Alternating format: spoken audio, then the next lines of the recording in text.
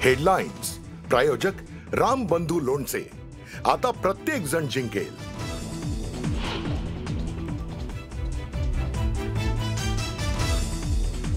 राज आणि उद्धव ठाकरेंच्या भेटीनंतर राजकीय तर्कवितर्क। ठाकरे बंधू मोठा राजकीय निर्णय घेण्याच्या तयारीत असल्याची जोरदार चर्चा।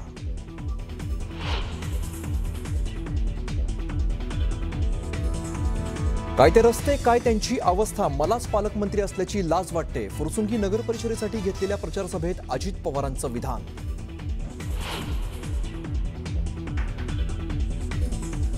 मला 2 तारखेपर्यंत युती टिकवायची आहे, भाजप नेते रवींद्र चव्हाण यांचं मोठं वक्तव्य। तर पुढेही युती टिकवायची की नाही हेही त्यांनाच विचारा, श्रीकांत शिंदेंचा पलटवार।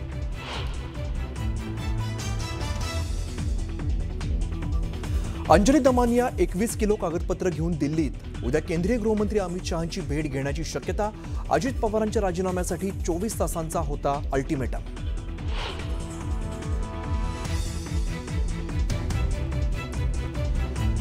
अर्थकारण करून निवडणुका जिंकण्याचा प्रयत्न, कामावर नाही तर पैसे आणि निधीवरती मत मागितलं जात आहे। शरद पवारांची सत्ताधाऱ्यांवरती टीका।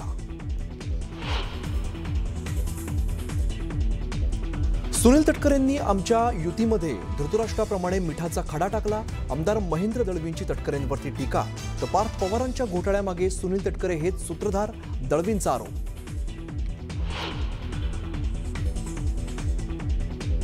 भाजपचे ज्येष्ठ नेते राम नाईक यांचं जितेंद्र सिंह यांना पत्र। मुंबईवरून केलेल्या वक्तव्याचा निषेध करत नाईकांनी सिंहांना सुनावले खडेबोल। वक्तव्यामागे घेण्याचंही आवाहन। कुणाल कामराने आरएसएस संदर्भात आक्षेपार्ह टी-शर्ट घालत पोस्ट केल्यामुळे नवा वाद। भाजप युवा मोर्चाची नागपूरच्या गणेशपेठ पोलीस स्टेशनमध्ये तक्रार, गुन्हा दाखल करण्याची मागणी।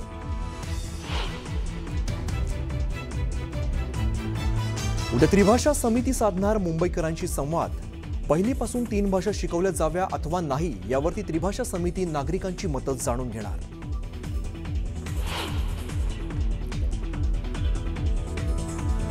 मुंबईतील हवेची गुणवत्ता चिंताजनक पातळीवर। बीएमसी शहरात 3 दिवस डीप क्लिनिंग ड्राईव्ह राबवणार। मुंबईतील प्रमुख 750 किलोमीटर रस्त्यांवरील धूळ कचरा हटवणार, तर काही बांधकामांवरती बंदी।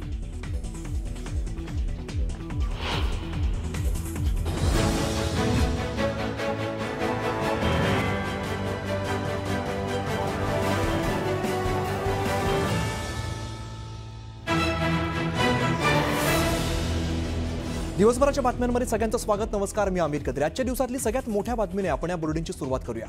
ठाकरे बंधूंच्या भेटीची इनसाइड स्टोरी समोर येते आहे। जागावाटपासोबत पक्ष विलीनीकरणावरती चर्चा झाली आहे का असा सवाल या निमित्ताने उपस्थित होतोय आणि एकाच चिन्हावरती निवडणूक लढवणार यावरती सुद्धा चर्चा झाल्याची सध्या माहिती समोर येते। या भेटीविषयी एवढी गुप्तता का पाळली जाते? ठाणे कल्याणसाठी खास व्यूहरचना काही आहे का, अशी सुद्धा या निमित्ताने चर्चा रंगलेली आहे। महाराष्ट्राच्या राजकारणातली खरं तर सर्वात मोठी आणि महत्त्वाची बातमी म्हणावी लागेल, कारण उद्धव ठाकरेंनी दुपारी अचानक शिवतीर्थावरती जात राज ठाकरेंची भेट घेतली आणि या भेटीविषयी अत्यंत गोपनीयता बाळगली गेलेली होती। या भेटीमध्ये केवळ महानगरपालिका निवडणुकीतील जागावाटपच नाही, तर शिवसेना, उभाठा आणि मनसेच्या संभाव्य विलीनीकरणावरती सुद्धा चर्चा झाल्याचं बोललं जात आहे।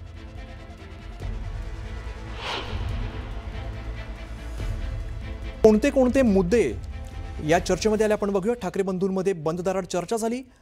उद्धव आणि राज ठाकरेंच्या भेटीची इनसाइड स्टोरी आपण सध्या बघतोय।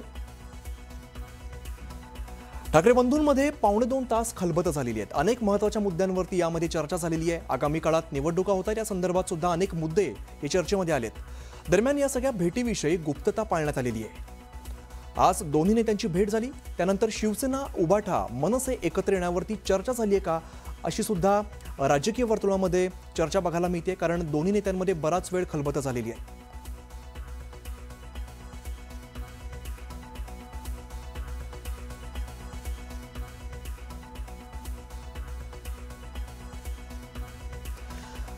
दरम्यान दोन्ही पक्षांच्या विलीनीकरणावरती चर्चा झाली आहे का, या निमित्ताने अनेक प्रश्न उपस्थित केले जात आहेत। ठाकरे बंधूंच्या भेटीची इनसाइड स्टोरी याबद्दल जी काही चर्चा होते राजकीय वर्तुळात, त्याबद्दल आपण आजच्या दिवसभरातली महत्त्वाची घडामोड बघतोय।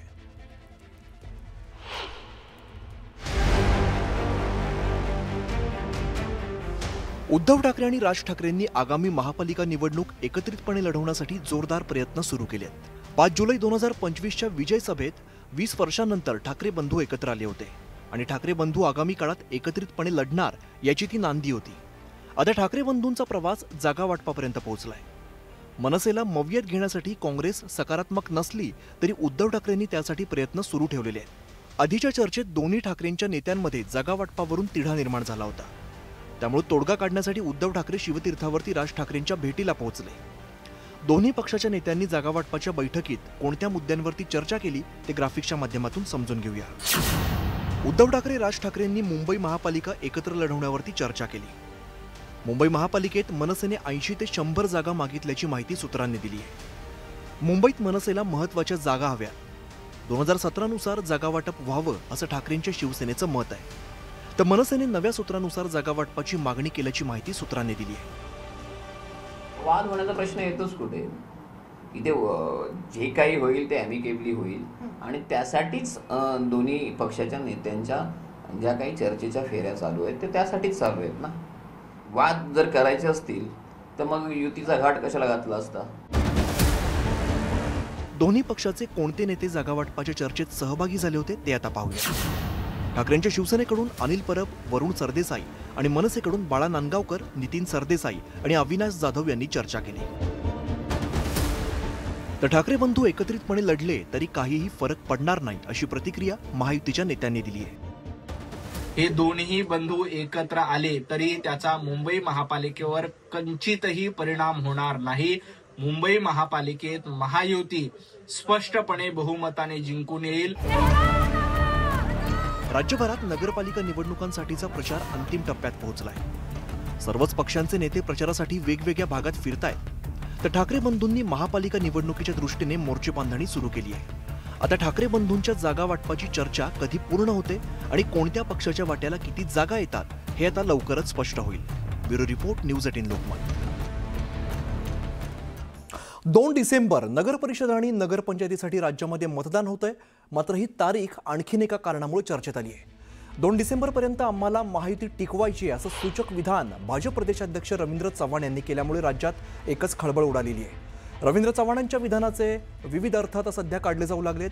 श्रीकांत शिंदे यांनी या संदर्भामध्ये दिलेल्या प्रतिक्रियेमुळे चर्चांना आणखीनच उधाण आलेलं आहे. स्थानिक स्वराज्य संस्था निवडणुकीमध्ये फोडाफोडीच्या मुद्द्यावरून राजकारण चांगलंच तापलंय आणि त्यात कोकणातील निलेश राणेंनी भाजपाकडून पैसे वाटप केलं जात असल्याच्या आरोपांमुळे या संघर्षाला आणखीन धार आल्याचं बोललं जात आहे.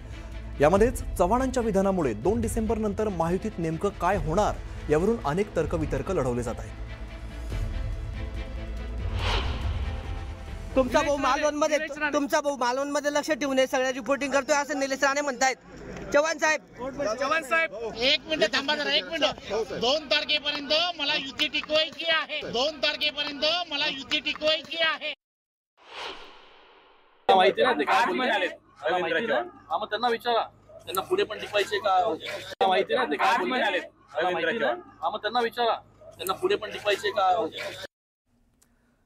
आता बातमी अजित पवारांच्या एका वक्तव्याची. मला लाज वाटते, तुमचा मी पालकमंत्री आहे. फुरसुंगीमध्ये अजित पवारांचं विधान येत आहे आणि रस्त्यांची दुरावस्था बघून अजित पवारांचा संताप बघायला मिळालाय.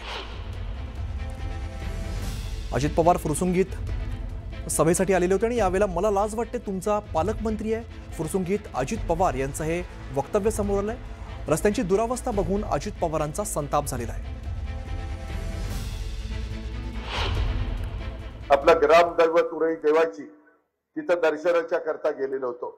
काय अवस्था आहे रस्त्याची. मलाच लाज वाटली की मी तुमच्या सगळ्यांचं महाराष्ट्राच्या विधानसभेमध्ये प्रतिनिधित्व करतो. आज मी तुमच्या जिल्ह्याचा पालकमंत्री. इथली दुरावस्था बघितल्यानंतर मलाच लाज वाटायला लागली. कसं तुम्ही इथं राहता, कसं तुम्ही याला तोंड देता. आत्ता गेलो आपल्या श्री काळ भैरवनाथाच्या दर्शनाच्या करता. काय रस्ता आहे, यायला रस्ता आहे खड्ड्यात आहे का खड्डा रस्त्यात आहे तीच काही कळेना. म्हणजे खरंच तुमच्या सहनशीलतेचा सॅल्यूट. कसं तुम्ही तर गप्प बसता आणि कसं सहन करता तुमचं तुम्हालाच माहिती.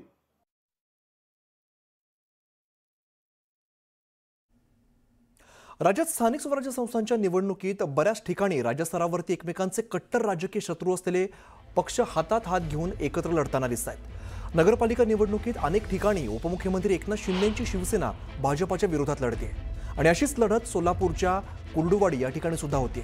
पण इकडे शिंदेंच्या शिवसेनेने थेट शरद पवारांच्या राष्ट्रवादीसोबत युती केलेली आहे. आता हाच कुर्डुवाडी पॅटर्न राज्यात राबवण्याचे संकेत पवारांच्या राष्ट्रवादीचे प्रदेशाध्यक्ष शशिकांत शिंदे यांनी दिले आहे.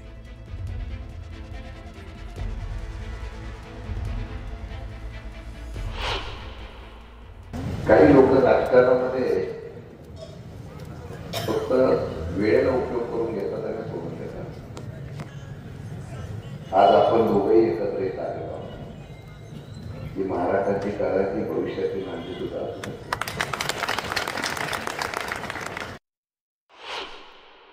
मला याच्यातलं काही जास्त माहिती नाही, परंतु पवार साहेबांनी तर स्पष्टच सांगितलेलं आहे की भाजप सोडून कोणाबरोबर जा असं त्यांच्या पक्षाने सांगितलेलं आहे.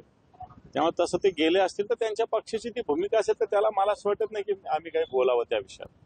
पण ते एक नवीन नांदी आहे असा शब्द उच्चार महाराष्ट्रातल्या आत्ताच्या घडीला तरी शिंदे आणि भाजप एकच आहे. आत्ताच्या घडीला